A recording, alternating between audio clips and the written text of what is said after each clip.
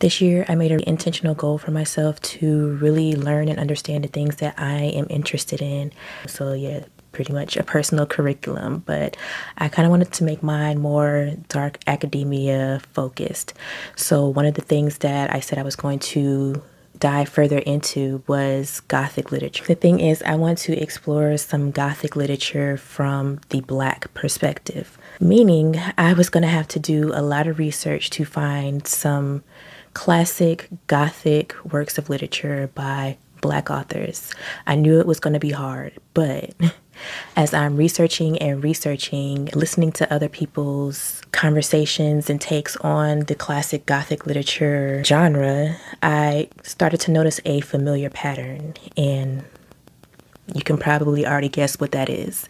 Only certain authors and titles were being mentioned in these conversations. So I was further researching, and this time I'm researching trying to find a true definition for the term Gothic literature, because I know there has to be works out there by Black authors that fit this genre. It can't just be all white.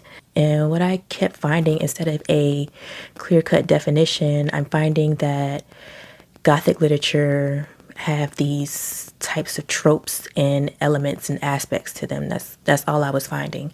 So what I kind of concluded was that Gothic literature is not a narrowly defined genre. It's more of a way of telling a story, but it just has to include certain tropes. So yeah, I'm looking at these lists and listening to these discussions, and they all mention these same tropes over and over and over. And I was like, well, if this is how you're defining Gothic literature, then I know at least one book by a Black author that needs to be included in these conversations. It may not have been written in the 18th century or by some white European, but Beloved is Gothic, because what do you mean a book can meet every requirement of this genre but still be left out of the conversation? I'm not saying it's left out of every list, because I do see it on some.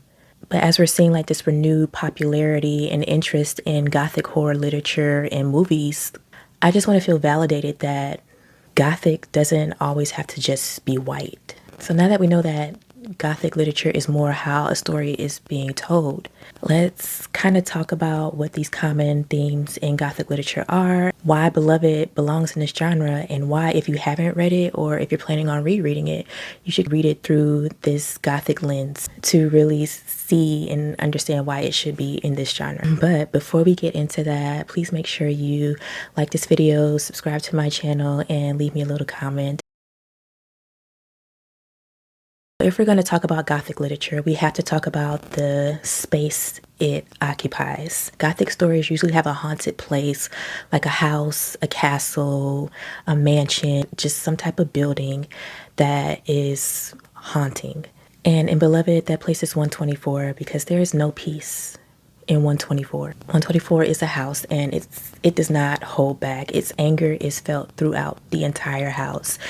People won't even come into the yard because its presence is felt that far away. What we come to realize is that the house is reacting emotionally to its traumatic past. It's a haunted house not because of some mystery, but because of what happened, because of its history. That gives us an atmosphere of mystery and suspense.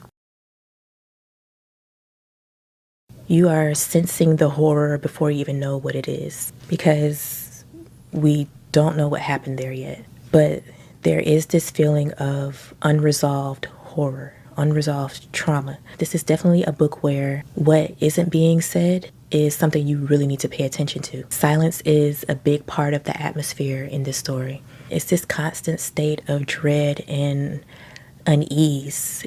Toni Morrison doesn't reveal everything at once. It may seem like the narrative in this book is all over the place, but that's intentional and leads into another aspect of Gothic literature.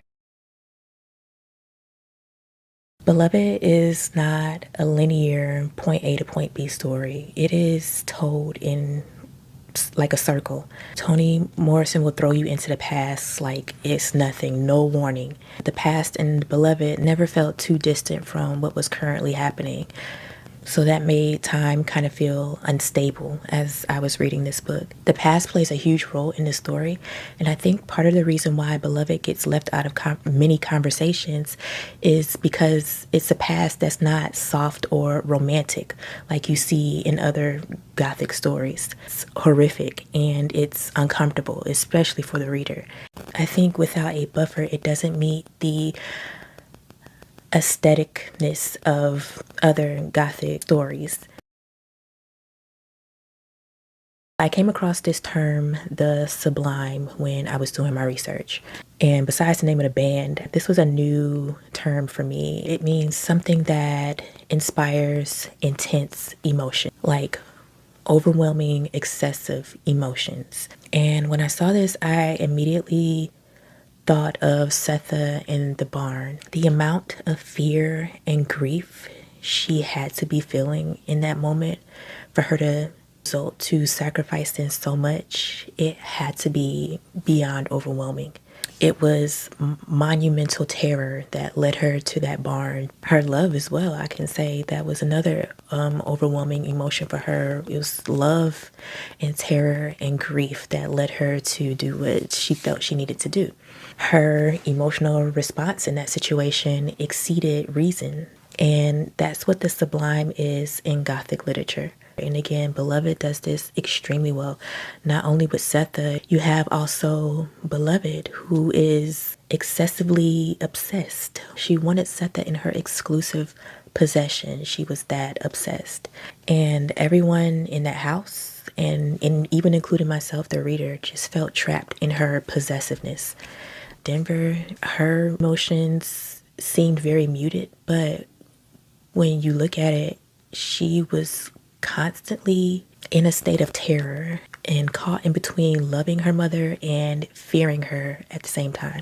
Denver's emotions just trapped her in this state. And throughout the book, you start to feel like these overwhelming emotions between all three of them, they make you feel very claustrophobic.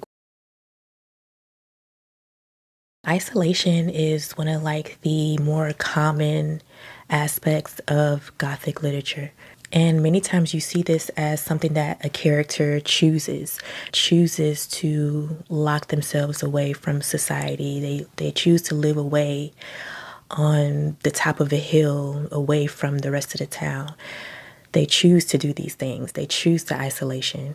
But in Beloved, it's not by choice. 124 itself stands alone on Bluestone Road. It used to be a very lively place, but it quickly became somewhere that people avoided. And even inside of the house, nobody is fully connected to each other. Nobody within the family is fully connected with someone else in the family. They're all kind of separated in the house. Setha can't openly talk about her grief and what happened. Denver can't get the answers that she seeks.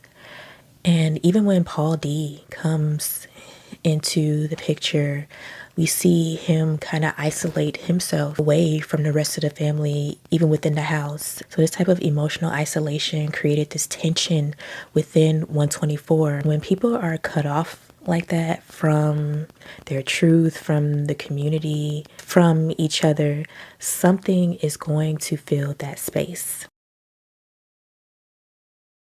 So after all that, we are just now getting into the supernatural in Beloved.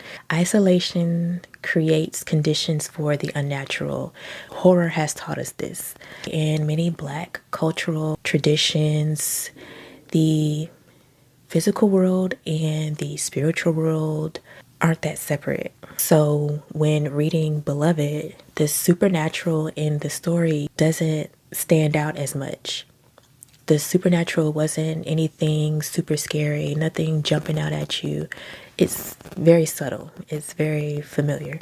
The supernatural aspect in Beloved is a manifestation of the past.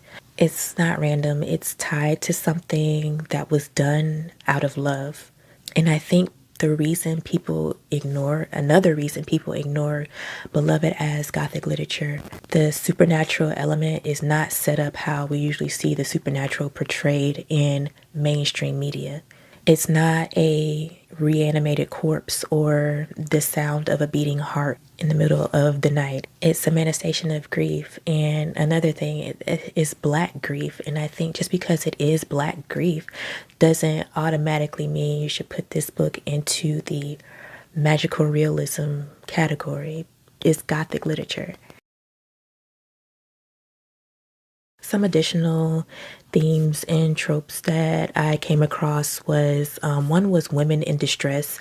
And I mean, I don't really have to explain that one in Beloved because that's Beloved. Beloved is very women led. And even though there are male side characters, the women in Beloved are bearing all the weight, all the emotional weight of survival. They're women in distress because they've had to survive so much. So another aspect of Gothic literature that I came across was body as a site of horror.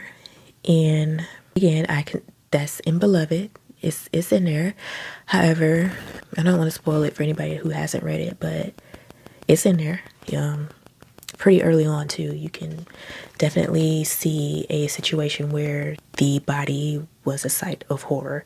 Another one is another term that I was unfamiliar with, and that is, hold on, I have to look at this word, metonymy. Metonymy. So metonymy is a type of metaphor, and it uses something to describe something else. That doesn't make sense, I know. The most common example that I saw and that people referred to was using rain to symbolize sorrow. So a lot of the times when we see a funeral portrayed in the media, it's always what? Raining. And that is said to be a metaphor for sorrow, to symbolize sorrow in whatever story that is. I can't fully explain how it is portrayed in Beloved.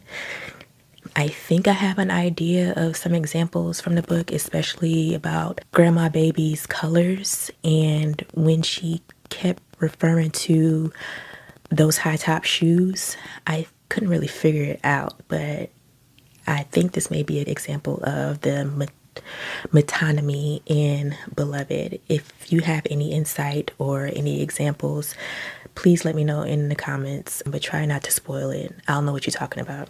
That is my argument for Beloved being a classic Gothic horror novel. Let me know in the comments what you think, respectfully. I plan on making this a series because I had a lot of fun pointing out the Gothic elements and aspects in Beloved as I was reading it. So I definitely want to do that for more books. I'm reading one now that I'm already seeing a lot of the aspects of Gothic literature in. I would love to do this for more Black literature. It doesn't necessarily have to be horror, but I want to get into some more Black Gothic literature because it's out there. It's definitely out there. I'm talking about myself here.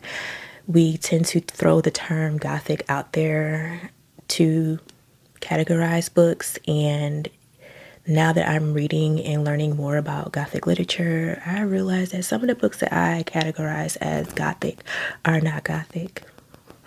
Sorry. My bad. So I think Gothic is a term that is being thrown out there a lot, but not understood.